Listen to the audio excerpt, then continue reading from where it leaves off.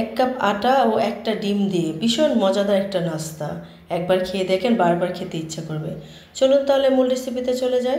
প্রথমে 1 কাপ আটা নেব, তারপর একটু লবণ নেব পরিমাণ মতো, আর নেব 2 টেবিল চামচের মতো সয়াবিন তেল। তারপর তেলটাকে লবণ, তেল, এই শুকনো উপকরণগুলো খুব ভালোভাবে মিশাতে হবে। তারপর ডো বানাবো।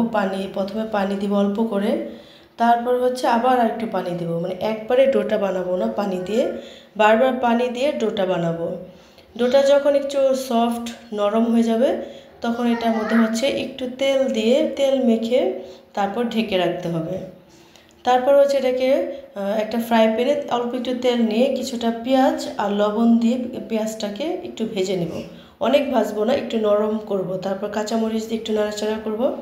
তারপর মাঝখানে একটু গর্ত করে একটা ডিম ছেড়ে দেব অল্প একটু তেল দিয়ে, যেন প্যানে লেগে না যায়। ডিমটা কিছুক্ষণ তেলের মধ্যে এভাবে রেখে দেব। তারপরে ভেঙে পেঁয়াজের সাথে মিক্স করে দেব। এটা ভিতরে পুর বানাবো এটা দিয়ে। এই যে দেখেন, ঠিক এরকম হয়ে গেলে তারপর হলুদ গুঁড়ো, মরিচ গুঁড়ো, ধনিয়া গুঁড়ো আর জিরা গুঁড়ো পরিমাণ মতো দিয়ে দিব। তারপর নাড়াচাড়া করে এটাকে রান্না করব। তারপর যখন একটু এই মশলাগুলো একটু একসাথে মিক্সড হয়ে রান্না হয়ে যাবে তখন দিব ম্যাগি সবজি মশলাটা। এটা কিন্তু দেওয়ার চেষ্টা করবেন, এটা দিলে টেস্টটা বেড়ে যাবে। এটা দেওয়া শেষ হলে তারপর আবার এটাকে মিক্স করে দিব, মিক্স করে রান্না করে নেব। ঠিক এই পর্যায়ে এসে বন্ধ করে দেব। তখন আমরা একটা ডো নিব, ডোটাকে ছোট ছোট করে লিচি কেটে নিব, যেমন আমরা লুচি বানাই। তারপর ছোট ছোট করে রুটি বানাবো, একদম লুচি বানানোর মতো ছোট্ট রুটি বানাবো। তারপর রুটিটা 4-5টা পানি দিয়ে মেখে নেব, যেন এটা সিল করতে সুবিধা হয়, ছুটে না যায়। এটা কিন্তু দিতেই হবে, না হলে কিন্তু খুলে যাবে।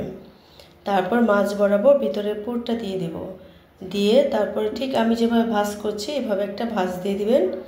তারপরে ভাঁজ দিয়ে রোলের মতো করে নেবেন। এই তো হয়ে গেল মজাদার একটা, খুব সুন্দর একটা শেপের রোল। তারপর প্যানে তেল নিব, লো হিটে এটাকে সময় নিয়ে ভেজে নিব, একটা পর একটা দিয়ে দেব। আমার ভাজতে 5 থেকে 6 মিনিট লেগেছে, এর বেশি না। দেখেন ঠিক এরকম লালচে লালচে হয়ে গেলে উল্টিয়ে দেবেন এক পাশ হলে। তারপরে উল্টানোর পর দেখেন শেষ কীরকম হয়েছে, এরকম লালচে লালচে কালার হলে উঠিয়ে নেবেন। দেখেন কতটা মজার এবং টেস্টি হয়েছে। এটা টমেটো সস দিয়ে খেতে ভীষণ মজার, এমনিতেও খাওয়া যায়। দেখেন ভিতরটা ভেঙে দেখাচ্ছে কীরকম ক্রিস্পি আর মজাদার হয়েছে, মাশাআল্লাহ। আর টমেটো সস দিয়ে তো অসাধারণ। একবার খেয়ে দেখবেন। টমেটো সসের রেসিপিও আমার পেজে আছে। ধন্যবাদ।